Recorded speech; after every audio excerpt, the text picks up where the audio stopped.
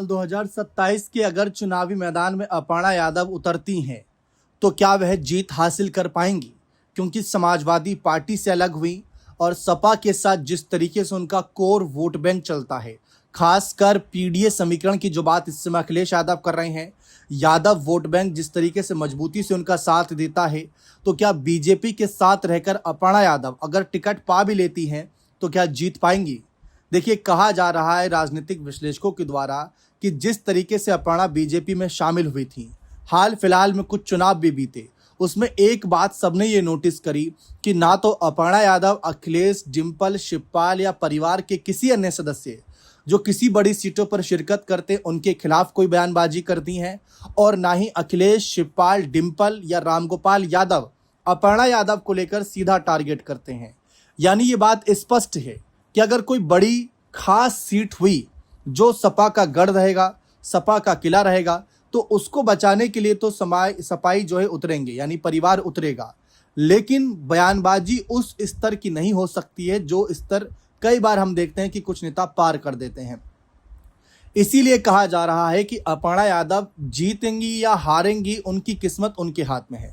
लेकिन उससे पहले तो पहला सवाल यही है कि क्या बीजेपी इस बार उन्हें टिकट देगी भी या नहीं देगी, या महिला उपाध्यक्ष पद पर ही कंटिन्यू रखेगी? आगे कभी नगर निकाय चुनाव या विधानसभा चुनाव के बाद जो कुछ सीटें खाली हो जाती हैं, लोकसभा सांसद लड़ते हैं, उपचुनाव होते हैं, कई बार हम देखे हैं, तो कहीं वहां पर आगे करने पर विचार ना करें, तो वो भी एक सवाल रहेगा। लेकिन अगर टिकट मिलता है तो अपर्णा जीत हासिल कैसे कर पाएंगी? परिवार के बड़े चेहरे उनके खिलाफ अगर प्रचार करने उतर गए तो मुश्किल है।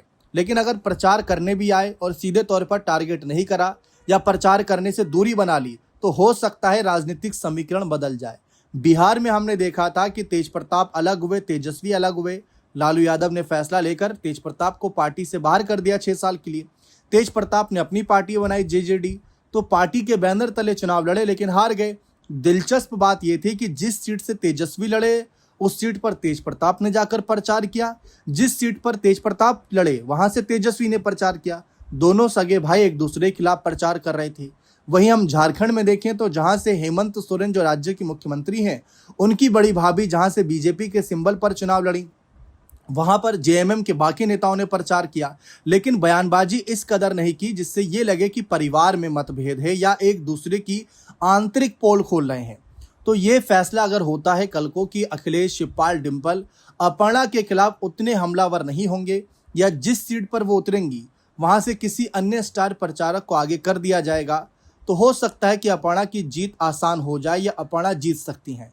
लेकिन अगर शिवपाल ने मोर्चा संभाल लिया, अखिलेश ने मोर्चा संभाल लिया, डिंपल ने मोर्चा संभाल लिया, तो समीकरण बदल सकते हैं। मैनपुरी उपचुनाव हमने देखा था, नेताजी के निधन के बाद अपर्णा ने प्रचार नहीं किया था, जबकि उनके नाम की चर्चा थी कि वो खुद चुनाव लड़ सकती हैं। तो उनका शायद उस वक्त ये स्पष्ट रुख था कि परिवार के खिलाफ, जहां पर परिवार के चेहरे होंगे वहां पर शायद आगे नहीं आना चाहेंगी, जो बात शायद बीजेपी को थोड़ी चुभी थी। क्योंकि अगर आप एक पार्टी में हैं तो पार्टी के नजरिए से आपको चलना होगा, फिर सामने परिवार हो या कोई और सदस्य हो। क्या लगता है क्या समीकरण होंगे? क्योंकि सपा में वापसी के चांस अपर्णा के तो नहीं दिख रहे, सीधा दिख रहा है आर पार की लड़ाई। और इस आर पार की लड़ाई में कौन जीतेगा, कौन हारेगा, या टिकट मिलेगा ही नहीं, अपनी राय कमेंट सेक्शन में जरूर दीजिएगा।